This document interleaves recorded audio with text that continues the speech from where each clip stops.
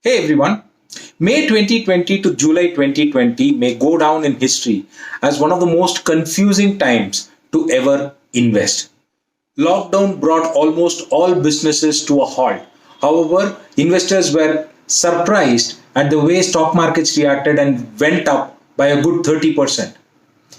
The returns on FDs came to 6% and liquid funds came down to 5%.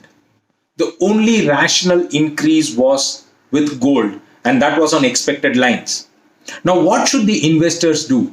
Equity is at an all time high, interest rates are at an all time low, and gold is again at a high. The best thing for investors to do is to look at their financial goals and not at the fluctuating markets.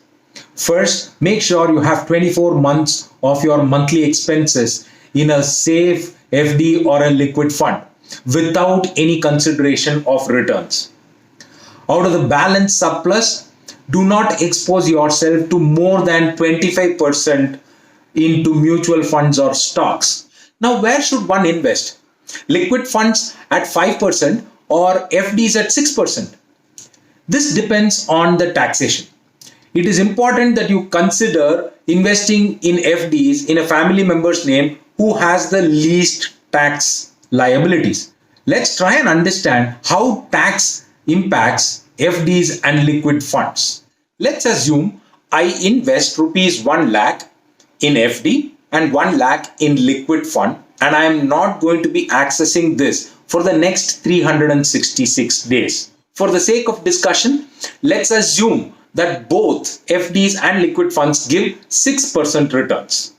In such case, both the FD and the liquid fund will grow from 1 lakh to 1 lakh 6,000.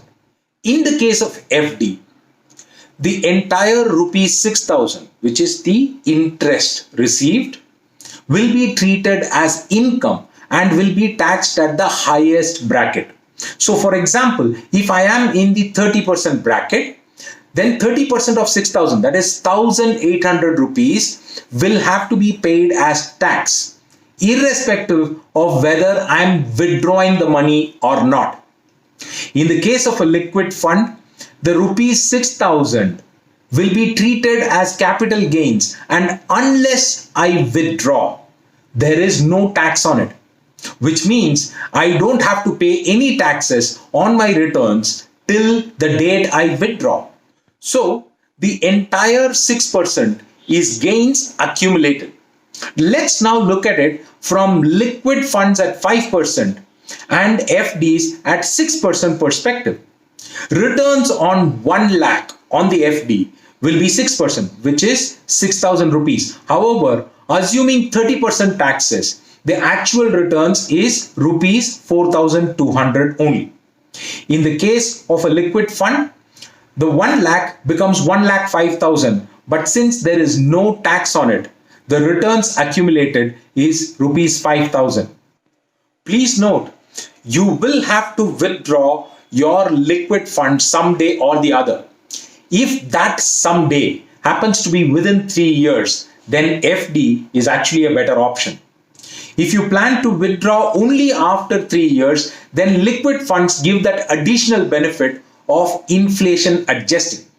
Simply put, if liquid fund returns are 5% and inflation is also at 5%, which is the case today, the actual return is zero. The tax calculation will be on this net return and not on the actual return. So, the choice of FD as against liquid funds depends on two factors. Number one, your tax bracket, and number two, your time horizon. If your annual income is less than 5 lakhs, then FD is any day a better option, irrespective of the time horizon. But if you are in the 30% tax bracket and you are not going to be accessing that money for 3 years or more, then liquid funds are definitely better. Those who are in between need to evaluate this further. Happy to answer more questions. Visit our website www.5secrets.in. Write to us on Facebook, Twitter, LinkedIn. Follow us on YouTube. Thank you for this one.